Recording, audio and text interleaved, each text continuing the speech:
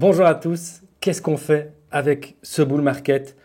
Le marché a accéléré de façon extrêmement forte ces dernières semaines et j'aimerais que, avant toute chose, on fasse un petit retour en arrière. Je vous ai envoyé une vidéo il y a un mois, un peu plus d'un mois, c'était le 6 février et j'ai donné comme titre à cette vidéo que l'accélération était probablement proche et que vous aviez peu de temps pour rentrer sur le marché si vous vouliez le faire à des prix encore décents.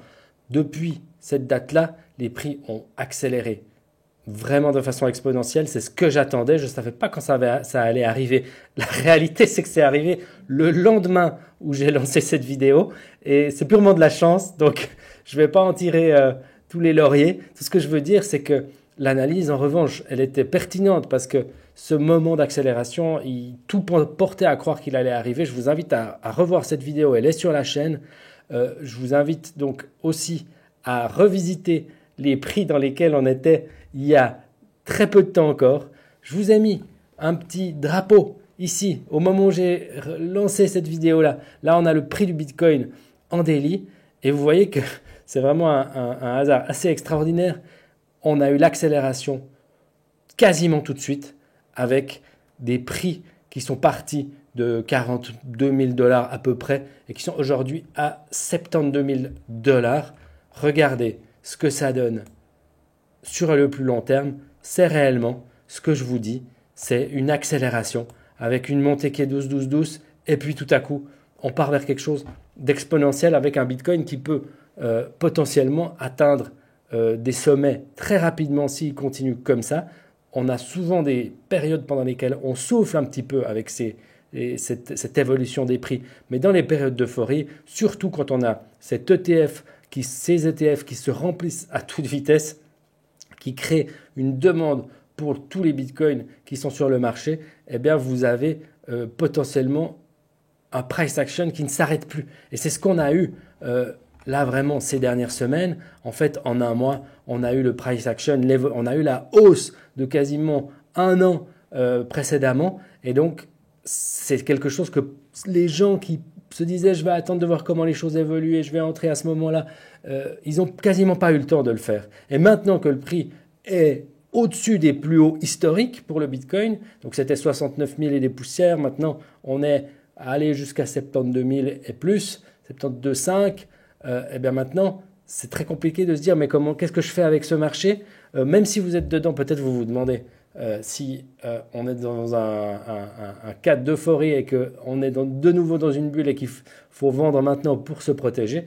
Alors mon avis là-dessus, c'est que historiquement, vous le savez peut-être, quand on casse un plus haut sur le Bitcoin, on va encore beaucoup plus haut et c'est plutôt le signal du bull market que le signal de la fin du bull market. Ici, les choses sont allées très vite, donc c'est encore plus déstabilisant pour les investisseurs qui ont envie de se dire mais c'est pas possible, c'est trop rapide, le halving n'est pas encore là, tout ça va trop vite, il y a de l'euphorie. Eh bien, la situation est différente à chaque cycle et il faut savoir s'adapter. Et je pense qu'aujourd'hui, on est dans une situation où, avec tous les éléments qui arrivent, le halving, les ETF, l'évolution de la législation, enfin, on a 1000 raisons, la liquidité qui revient de la part des banques centrales, on a 1000 raisons de penser que ce prix est juste un ajustement à la réalité du marché, qui est que l'adoption des crypto-monnaies est en train d'arriver et que ça va continuer.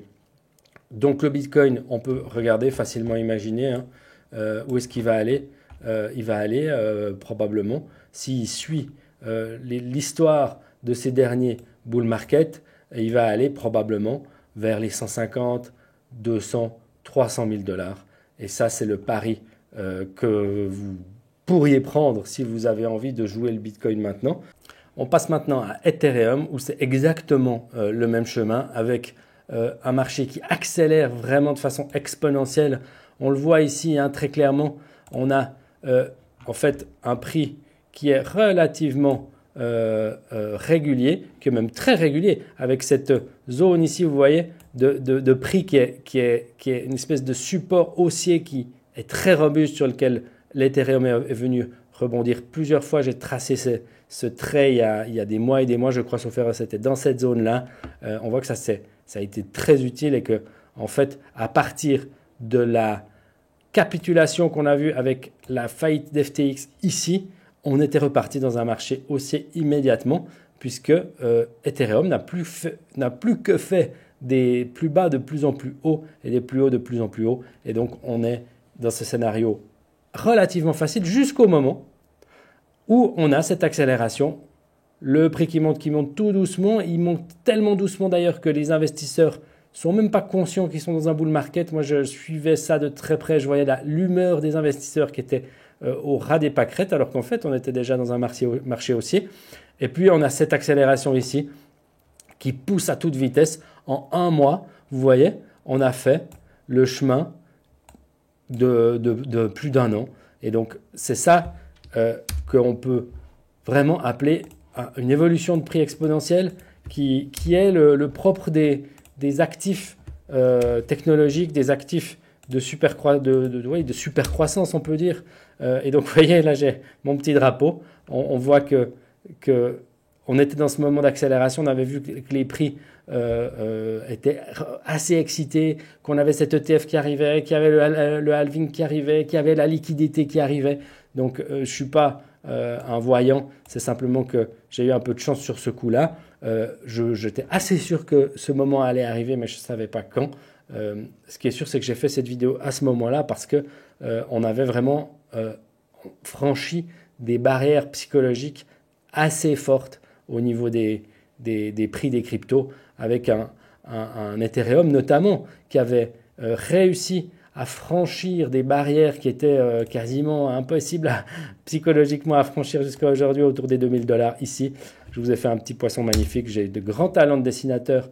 Vous le verrez si vous suivez mes vidéos. L'important, c'est que vous compreniez qu'il s'est passé quelque chose d'important ici avec cette petite bosse qui nous dit que les investisseurs sont là, que les prix peuvent partir à la hausse à tout moment. Et c'est ce qui s'est passé. Et donc, je vous mets le dernier graphe. C'est celui de Solana. Alors, Solana, c'est un cas un petit peu différent parce qu'il était parti avant, lui. Je ne vous ai pas mis mon petit drapeau parce qu'il ne sert pas à grand-chose, mon petit drapeau ici. On l'aurait mis autour du 6 février, c'était que j'ai publié cette... Vous voyez, c'est un petit peu moins clair. Voilà, j'étais là, j'étais quand même pas mal, mais c'est moins clair parce que Solana, c'était un des premiers signes du retour de l'appétit des investisseurs, des spéculateurs aussi, avec cette accélération déjà exponentielle ici où le prix a été multiplié par 10 en quelques mois. J'ai fait une vidéo récemment sur Solana, j'ai donné mon avis sur Solana, je maintiens mon opinion. Solana est un écosystème qui est en pleine explosion. Il n'y a aucune raison de voir ses prix baisser si rien de structurel ne se passe parce que la TVL est de plus en plus importante, l'activité est de plus en plus importante, le nombre d'utilisateurs est de plus en plus important et puis la capitalisation en rapport des autres projets lui permet d'avoir encore une marge pour voir son prix doubler, tripler ou plus. Donc maintenant, on se retrouve dans cette situation où on a nos trois actifs, Ethereum, Bitcoin et Solana, qui sont un petit peu le triumvirat des blue chips qu'on peut suivre actuellement pour avoir une idée de ce qui se passe sur le marché. Eh bien, ces trois actifs, qu'est-ce qu'ils nous disent ? Ils nous disent que le marché a maintenant décidé qu'on est en bull market. Ils nous disent que ça va être qu'on est loin d'être sûr d'avoir des forts creux. Vous voyez là, c'est un très bon exemple. Là, je suis de nouveau sur le Bitcoin. On s'est retrouvé. Vous aviez à peu près 5 heures. Je ne vais pas mesurer le temps que vous aviez exactement, mais ici, donc le 5 mars, on a eu un espèce de creux, une liquidation des leviers qui a fait que pendant quelques heures, vous pouviez rentrer à un prix un peu plus correct. Mais en réalité, depuis qu'il y a eu l'accélération, il n'y a pas eu vraiment d'occasion de rentrer sur le marché. Et ça, maintenant, c'est difficile donc de prendre des risques, de construire une position. Les conseils que je peux vous donner, c'est maintenant d'être prudent parce que c'est maintenant aussi que le FOMO arrive.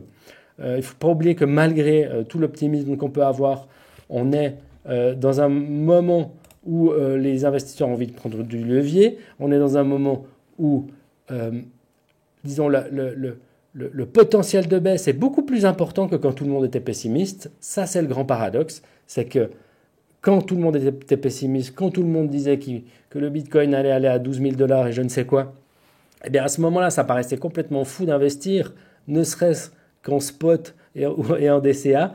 Et aujourd'hui, tout le monde va vous dire que c'est le moment de prendre du levier, c'est le moment de prendre des risques, c'est le moment d'aller sur des meme coins. Alors moi, je vous déconseille, même si c'est des actifs que j'aime bien, je vous déconseille d'investir maintenant ou de spéculer maintenant sur des meme coins parce que on est en pleine euphorie là sur ce type d'actifs-là. Il fallait évidemment y entrer avant si on voulait y entrer. C'est vraiment risqué d'aller sur ces actifs. C'est aussi relativement risqué d'aller sur les cryptos qui sont maintenant à la mode, dans l'IA. Il y a un potentiel qui est fou dessus, je sais. Mais il y a aussi un sol qui est loin parce que le prix a tellement augmenté qu'on peut voir des corrections vraiment très fortes. Alors, chacun fera ce qu'il juge bon. Je pense qu'on peut investir sur ce genre de token. Il faut simplement vraiment avoir la conscience de où on met les pieds. Et que donc maintenant, pour construire une position, il faut soit décider d'attendre un creux, et là on prend le risque de ne jamais pouvoir entrer, ou alors entrer relativement doucement en espérant que les prix vont tenir. Et puis qu'on ait un petit peu lissé son prix d'entrée de cette manière-là, mais si le prix continue à accélérer, eh ben, ça va être très très compliqué. Vous pouvez décider maintenant de mettre le paquet, d'investir tout ce que vous comptiez investir dès maintenant. Mais là encore, c'est quelque chose qui est risqué. Donc très difficile marché pour celui qui n'est pas investi. D'autant que le flux de news est plutôt positif, enfin est très positif en réalité. On va le passer en revue ensemble.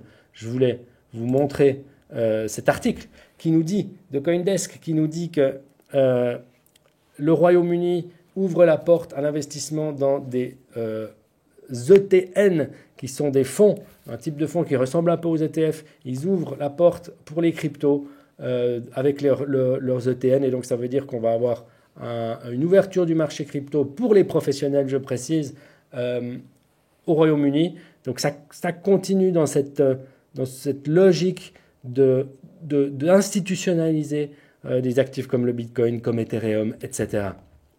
Donc ça, c'est le genre de nouvelles, et je la couple à ce qui se passe avec BlackRock. Donc BlackRock, ils ont pris vraiment la tête de ces ETF Bitcoin, et maintenant ils annoncent qu'ils comptent évidemment, il n'y a aucune surprise en réalité là-dedans, ils comptent évidemment investir dans leur propre ETF avec leur propre fonds d'investissement.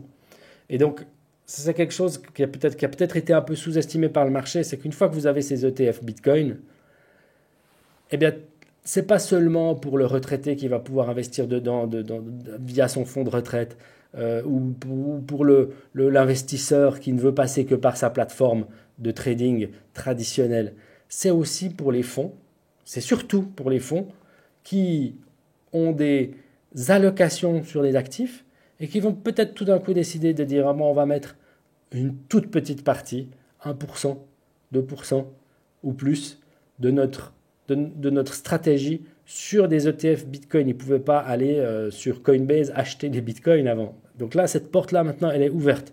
Et donc, ce qu'il faut bien comprendre, c'est que ces fonds, ils ont des telles sommes sous gestion que de mettre 1%, c'est plus que en fait, ce que tous les investisseurs peuvent se permettre d'investir. C'est des montants qui sont même plus en milliards, ils sont en milliers de milliards. Et donc là, on a un turbo pour le prix du Bitcoin qui évidemment tire le reste du marché. Et donc BlackRock, avec cette annonce, ne fait que confirmer ce qui allait arriver tôt ou tard, et qui était écrit à partir du moment où on a ouvert ces ETF au grand public, enfin plutôt sur les marchés institutionnels. Je finis avec une news, ça c'est une news qui est assez amusante pour moi parce que j'ai beaucoup discuté de Solana avec mes collègues qui avaient la crainte de voir les 10% à peu près des Solana qui sont possédés par FTX. Donc FTX, ça a fait faillite, c'était un des grands scandales du dernier cycle, et ils étaient propriétaires d'à peu près 10% de tous les Solana existants, et donc ces Solana vont être libérés sur le marché un jour, et ça a fait que beaucoup d'investisseurs crypto disaient ah mais je veux pas toucher au Solana parce qu'ils vont tout à coup vendre tous ces Solana d'un seul coup. Dans la réalité, ça se passe très rarement comme ça. Je prends un exemple simple, c'est celui du XRP. XRP, ils avaient eu un conflit avec un des fondateurs qui s'est retrouvé avec un montant aussi incroyable de tokens et il devait les vendre sur le marché. Alors ce qu'il a fait, c'est qu'il a vendu sur plusieurs années. Il y a toujours des arrangements comme ça pour pas trop impacter le prix. Alors en l'occurrence, le prix de XRP, il n'a rien fait depuis 2 ou 3 ans, mais je pense que les raisons sont tout autres. Ce qui est sûr, c'est qu'il n'y a pas eu, voilà, tout à coup, 150 milliards de tokens qui ont été largués sur le marché comme ça. C'est jamais comme ça que ça se passe. Et ici, là, la news que je veux vous montrer aujourd'hui, c'est celle de Pantera Capital, qui est un fonds très axé sur les cryptos, qui veut acheter les Solana de FTX et qui est en train de lever des fonds pour ce faire. Et qui va le faire, évidemment, avec un rabais sur le prix de ces Solana. Donc, mon avis est qu'ils vont faire une affaire absolument extraordinaire. Tous ceux qui vont investir dans ce projet-là vont faire une affaire extraordinaire. Ils vont avoir un rabais important sur les Solana qu'ils vont acheter. Et comme je vous l'ai dit, je pense que Solana est en train de conquérir des grosses parts de marché. À l'heure où je vous parle, là, il est à 152 dollars. J'ai fait une vidéo la semaine dernière pour dire que j'étais vraiment haussier sur Solana, qui était autour de 145, quelque chose comme ça. Il est déjà maintenant à 152. Je pense que dans quelques semaines, il sera autour des 175 en tout cas. Comme je l'ai dit, l'écosystème est tellement en pleine explosion que les prix ne peuvent quasiment que monter. En tout cas, moi, c'est comme ça que je le vois. Je me trompe tout le temps, donc ne m'écoutez surtout pas. Faites ce que vous pensez le mieux pour vous. Dans tous les cas, les Solana bloqués chez FTX risquent de trouver acheteurs, comme par hasard. Quelle surprise! Ils n'ont pas été vendus d'un seul coup sur Coinbase et réduit le prix de 30% en un seul jour. Et on n'est en fait pas du tout surpris de ça. Alors, juste ce petit graphe à vous montrer rapidos, c'est simplement pour vous montrer que la liquidité dans l'économie US continue à augmenter. Et donc, on est déjà en quelque sorte dans un quantitative easing, alors même qu'on vous parle encore d'inflation et de resserrement monétaire. Non, on n'est déjà plus dans ce scénario-là. On a déjà entré le début de ce qui va être probablement forcé et contraint par les banques centrales. Un déferlement de liquidité pour assurer le paiement des dettes. Et donc ça, c'est extrêmement positif pour les actifs, en particulier de croissance. Il n'y a pas que le Bitcoin qui a augmenté, il y a aussi la tech et probablement que c'est aussi en lien avec ça. Donc ici, voilà, dans les faits, on voit aussi que la liquidité revient. Voilà, puis ça c'est le graphique qu'on aime bien montrer, c'est les ETF Bitcoin et les flux entrant dans ces ETF. Donc on voit ETF et autres fonds, hein, je trouve erreur sur ce graphique-là particulier. Et donc on voit que ce sont vraiment des centaines et des centaines et des centaines de millions qui entrent tous les jours. Donc des milliers de millions chaque semaine. Et donc la semaine dernière, on voit qu'elle était extrêmement positive. Encore une fois, ça c'est un peu une des surprises avec ces ETF, c'est qu'ils ont un succès fou immédiatement. On pensait que ça prendrait un peu plus de temps, mais le fait qu'ils aient un succès fou maintenant, ça veut dire que quand les fonds comme ceux de BlackRock dont j'ai parlé tout à l'heure vont arriver, eh ben, ça va juste être monstrueux. Et donc, pour revenir, on boucle la boucle, pour revenir à ce qu'on disait tout à l'heure, donc notre Bitcoin, là, c'est difficile d'imaginer, voilà là le graphique en semaine, hein, c'est difficile d'imaginer qu'il va se passer autre chose qu'une montée en flèche de son prix. Voilà, on a traversé là, on a battu ses plus hauts. Eh bien, je ne sais même pas quoi dire. Que voulez-vous qu'il se passe maintenant? Que voulez-vous qu'il se passe? Il va se passer que le Bitcoin, il est en price discovery, comme on dit, il est en découverte de prix. Peut-être qu'il va venir tester cette limite hein, des 69 000 dollars plusieurs fois avant d'aller vers des nouveaux sommets. Peut-être qu'il va continuer à toute vitesse. On voit c'est que de la bougie verte. Hein. Donc, ça va être difficile d'entrer maintenant. Donc, bonne chance à ceux qui n'y sont pas. Soyez prudents. Prenez en compte où vous en êtes dans le cycle du marché. Normalement, on est encore dans un moment où on a de la marge pour monter. Donc, c'est pas complètement dingue de rentrer maintenant. mais c'est quand même plus difficile. Et on attend maintenant que Ethereum batte son plus haut. Ici. Donc on est autour de 4000, c'était 4008 apparemment. Oui, c'est ça. 4008. Et quand il le fera, il accélérera. On voit qu'en fait que c'est tout à fait logique. Le Bitcoin est le premier à battre son record. Là, on a Solana. Donc Solana, il est encore plus loin qu'Ethereum de battre son record en termes de pourcentage. Mais pourtant, il surperforme, il gagne plus vite de la valeur. Et donc, c'est totalement logique. Vous avez le Bitcoin qui est le premier à battre son all-time high, mais il sous-performe largement Solana sur ce cycle pour l'instant. Je pense qu'il continuera à le sous-performer. Ethereum, c'est une histoire un peu différente. Je pense que Ethereum devrait surperformer prochainement le Bitcoin et en particulier dès qu'il aura battu ses plus hauts. Donc pour moi, alors là, je vais spéculer un petit peu et puis je vais vous donner mon avis qui est à prendre avec des pincettes sur le Bitcoin. Si on imaginait un Bitcoin à 150 000 $, c'est un Bitcoin qui a à peine doublé. Donc investir maintenant sur le Bitcoin, c'est un peu, ça laisse une marge relativement faible, même si on peut imaginer que ce Bitcoin il va aller à 500 000 pendant ce cycle. En revanche, et je vais le redire, même si ça déplaît à certains des gens qui suivent mes vidéos, en revanche, Solana, on peut facilement l'imaginer à 500 000, et donc on a un potentiel qui est beaucoup plus important. Il est là, 150 $. Donc, c'est quelque chose qui est beaucoup plus facile, je dirais, enfin, beaucoup plus tentant en termes de risque-récompense, parce qu'on a vraiment un potentiel de hausse qui est vraiment extrêmement important. Ethereum, c'est un petit peu là, un cas entre deux. On le verrait bien entre 15 et 20 000 $. Et il n'a pas encore battu son all-time high. Il est actuellement à 4 000 $, 4008. Et donc, on peut faire un x3 relativement facilement et on pourrait imaginer faire plus. Donc, voilà ce que je voulais vous dire un petit peu. Je vous remercie de m'avoir suivi. J'espère que ça vous a intéressé. Surtout, gardez en tête que les crypto-monnaies sont un investissement risqué, comme tout investissement d'ailleurs, qui sont l'actif le plus performant de ces 10 dernières années et de loin, et que vous devez de toute façon investir que ce que vous pouvez vous permettre de perdre.